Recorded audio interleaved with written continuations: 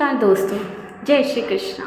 आप सभी का स्वागत है मेरी पिंक सिटी यूट्यूब चैनल पे। मैं आपके लिए लाई हूँ धर्म से जुड़ी एक और स्टोरी।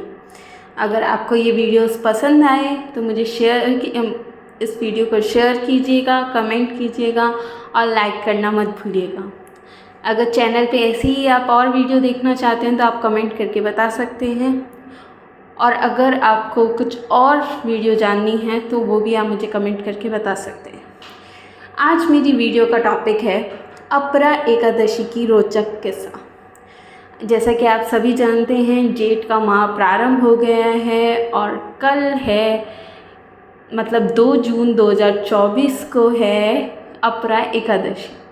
अपरा एकादशी के वैसे तो बहुत सारी कहानियाँ हैं, किस्से हैं, और साथ ही इसमें क्या करते हैं क्या नहीं करते और इससे क्या होता है वो भी बहुत लोगों ने बता रखा है, पर ये रोचक किस्सा शायद ही किसी ने बता रखा होगा।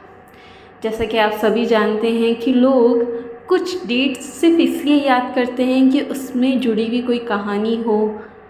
तो अपरा एकादशी जैसे तो हर महीने एकादशी आती है और लोग उसका फास्ट करते हैं, पर कुछ लोग जिनको एकादशी से बारे में जानने की इच्छा रहती है वो ये जान सकते। रोचक किस्सा अपरा एकादशी का।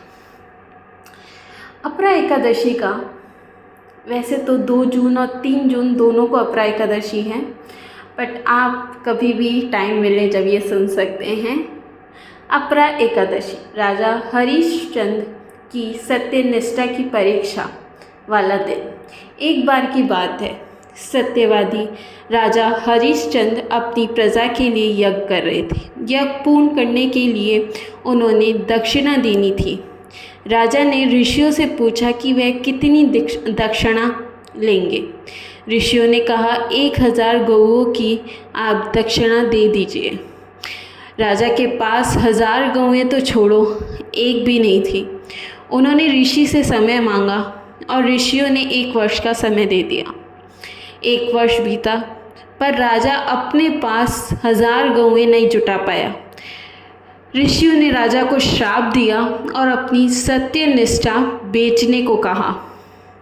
राजा ने अपनी सत्यनिष्ठा एक गरुड़ को बेच दी। गरुड़ ने राजा को शर्त दी कि वह अपने बेटे और पत्नी को गुलाम बनाकर बेचेगा। राजा ने अपने बेटे रोहिताश को गुलाम बनाकर बेच दिया। जब रोहिताश को बेचा जा रहा था उसी समय विश्वामित्र ऋषि वहाँ से गुजर रहे थे। विश्वामित्र ऋषि ने रोहिताश को खरीद लिया। कुछ समय बाद विश्वामित्र ऋषि की पत्नी मेनका रोहिताश पर मोहित हो गई। रोहिताश ने मेनका को अपनी ओर आकर्षित करने का प्रयास किया, पर लेकिन वह ऐसा ना कर सका। रोहिताश ने इनकार कर दिया। गुस्से में मेनका ने रोहिताश को श्राप दिया कि वह एक चंडाल बन जाए। रोहिताश चंडाल बन गया, शवों को जलाने का काम करने लगा। एक दिन वहीं से राजा दशरथ शिकार खेलते हुए जंगल में भटक रहे थे। राजा दशरथ को प्यास लगी तो वह एक कुएं से पानी पीने लगे। उस समय चांडाल रोहिताश ने राजा दशरथ को रोका और कहा, आप इस कुएं से पानी नहीं पी सकते, यह अशुद्ध है।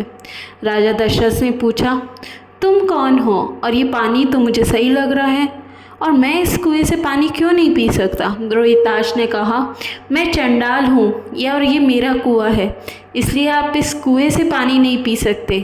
ये मेरे होने की वजह से अशुद्ध हुआ है, पानी इसका शुद्ध है। राजा दशरथ ने कहा, यदि तुम चंडाल हो तो तुम्हें सत्य बोलने का अधिकार नहीं है, फिर भी तुमने सत्य बोला, ऐसा क्यों? रोहिताश ने कहा, मैं सत्यवादी राजा हरिश्चंद्र का पुत्र हूँ।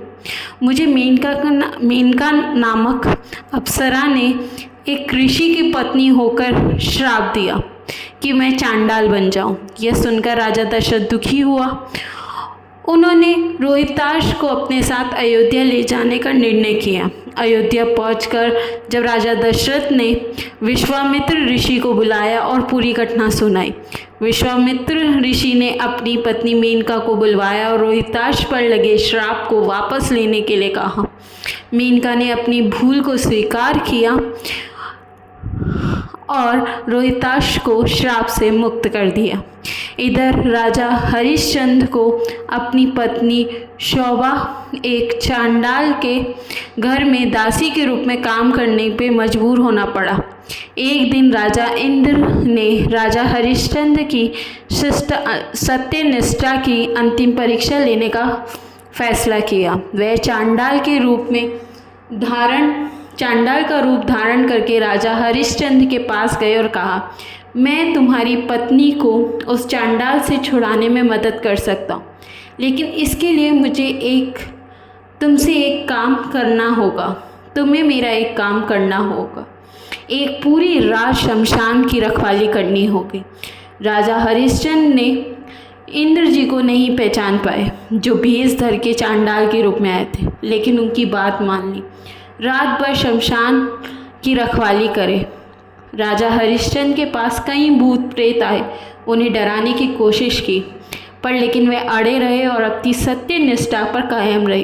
राजा हरिश्चंद्र की सत्यनिष्ठा से प्रसन्न होकर राजा इंद्र ने असली रूप दिखाया और उन्होंने राजा हरिश्चंद्र को अपनी और साथ में पत्नी को श्राप मुक्त कर दिया। इस तरह अपरा एकादशी के दिन कठोर परिश्रम से गुजरने के बाद राजा हरिश्चंद्र की सत्यनिष्ठा की जीत हुई और उन्होंने अपने परिवार और राज्य को वापस जीत लिया। ये था अपरा एकादशी का रोचक किस्सा। अगर आपको ऐसे और ही रोचक किस्से सुनने और जानने हैं तो मेरे चैनल को सब्सक्राइब कर सकते हैं, बेल आइकन पर क्लिक कर सकते हैं, वीडियो को लाइक कर सकते हैं, कमेंट कर सकते हैं और हाँ, जय श्री कृष्ण।